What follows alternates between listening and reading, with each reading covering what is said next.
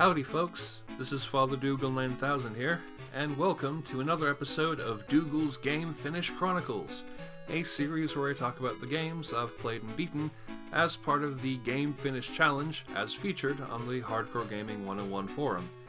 Things are gonna be a bit different this episode because I'm only gonna be talking about one game. I'd originally planned to feature this alongside a couple other games, but I remembered that I'd actually written a good deal of text in the forum post talking about this game. Enough text that it made more sense to make one video about it rather than stuffing it into a larger video which would then become unbalanced and overlong, and I talked way more about one game than any of the others. I guess this will be something more along the lines of a standard review, but that's okay. What's life worth if you can't review handheld ports of 8-year-old games? This was originally logged on the 28th of January, 2021.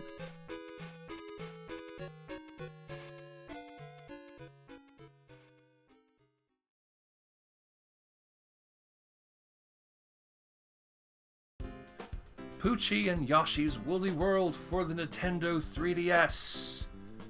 Ever since I played the original Yoshi's Island back in 2011, I've come to regard that whole series of platformers rather fondly.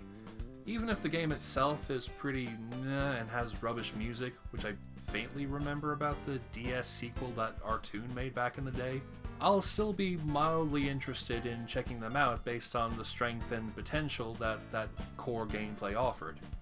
So when I checked out a demo of the 3DS port for the Wii U game Yoshi's Woolly World, one of many ports that Nintendo started doing during the twilight years of the 3DS's life, and enjoyed it immensely, I asked my older brother if he could get me a copy for my birthday. He did. He's awesome. But I didn't play very much of it. I suck. That was back in 2019, and I figured I should try and actually make some progress in the dang thing. And I have, obviously. I'm talking about it right now. It's a pretty good game, and I'd say it's probably the best Yoshi game since the original. That whole yarn aesthetic, which actually comes from the developer's previous Nintendo game, Kirby's Epic Yarn, works really well here in how it creates both a memorably adorable look and ties into the existing Yoshi mechanics in an easily understandable manner. You're not eating enemies to poop up eggs, you're now unraveling enemies into wool balls. Most of the collectibles are tied into unlocking optional Yoshi skins and patterns for the character customizer. Certain secret areas can only be accessed by pulling straight threads or pushing at soft walls. It's really quite clever, and it keeps up that whole idea of each new Yoshi game having a cute, unique art style without retreading old looks or creating garish-looking games, and not in a good way. The music's also very nice, with composer Tomoya Tomita forgoing the usual kiddie, cutesy style of Yoshi music for a vibe that's varied enough but typically sits at a relaxed, sometimes country vibe. Other times it goes for something a bit poppier, other times moody and atmospheric, or even straight up hard rock. It's a hell of a varied soundtrack, to the point where most stages have individual songs to help them stand out more. And honestly, I might even consider it up there with the original Yoshi's Island in terms of awesome music. Mind you, I do have a couple of issues with Woolly World that keep me from loving it, or even viewing it as fondly as the original Yoshi's Island. For a start, there's simply too many things to collect in each level. Admittedly something that's always been a problem with Yoshi games, but it's never great being reminded of it. You have 5 daisies, 5 wool yarns, 20 pencil stamps that can only be found by grabbing every bead/coin, and an extra bonus reward for having full health when you beat the stage. In playing through the original Yoshi's Island a while back, I learned that I'm not a completionist if the method is potentially long-winded and tedious. And that was pretty much why I gave up on this the first time back in 2019. I got too frustrated trying to grab everything, and this time decided to only search for things if it led to cool puzzles or optional sections. That approach suited me a lot more, though I still think there's too much that you have to manage, especially as the game gets tougher. Another issue, And this is less of a quote-unquote objective critique, and just more an expression of my own preference, is the way levels are designed. It does that Nintendo platformer thing of introducing a handful of ideas, developing and iterating on them over the course of a single level, and then discarding them as you move on to the next stage.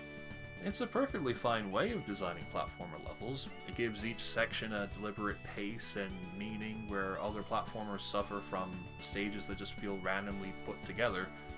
But I don't like how very few of these mechanics ever come back in future levels. Stages are placed in a linear order, so there's no reason that ideas couldn't come back more often, since the developers know the player would have beaten that stage and therefore be familiar with those ideas. As a point of comparison, Yooka-Laylee and the Impossible Lair, which I was playing around the same time, also had self-contained level gimmicks, but could get away with it since players could tackle plenty of levels out of order, necessitating that whole self-contained philosophy.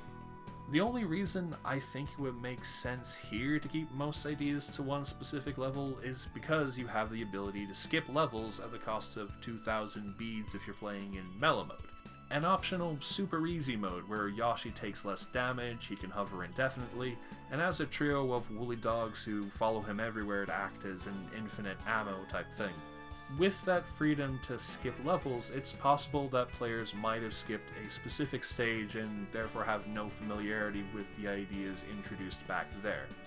With that in mind, I can definitely understand keeping level design ideas fairly self-contained. It's a fair enough compromise. But I also feel that it results in there being less build-up than the original game, and it makes Woolly World come off more like a series of stages that sometimes introduce bosses to break things up, and then it ends. It's still a grand game for what it is, and you'll have a heck of a time if you don't mind levels being as self-contained as they are. However, I can't say that it surpasses the original. Perhaps I'll give the DS game another shot, since I never really gave that one much time either. Preferably with that fan hack that changes the music to a rearranged version of the original Yoshi's Island soundtrack. That's pretty aces. On a personal note, and to speak for the fairness of Mellow Mode, I originally gave this game up a week or two back, having gotten very near to the end of the final world and giving up after some frustration with a trio of levels that made me skip 2 of them, and then decide to stop altogether when the final one just got tedious. But then I had trouble getting to sleep one night and thought, sod it, I might as well give this one last go until I get tired enough. To my surprise, I ended up beating the game. I beat the final boss, albeit using Mellow Mode to finish them off, because that final boss did get a bit too overwhelming and tricky, so hell yeah for these super easy modes in Nintendo platformers. They're good. Have them in your games, if not cheat codes. Everyone deserves to see the end of the game or the rest of the adventure.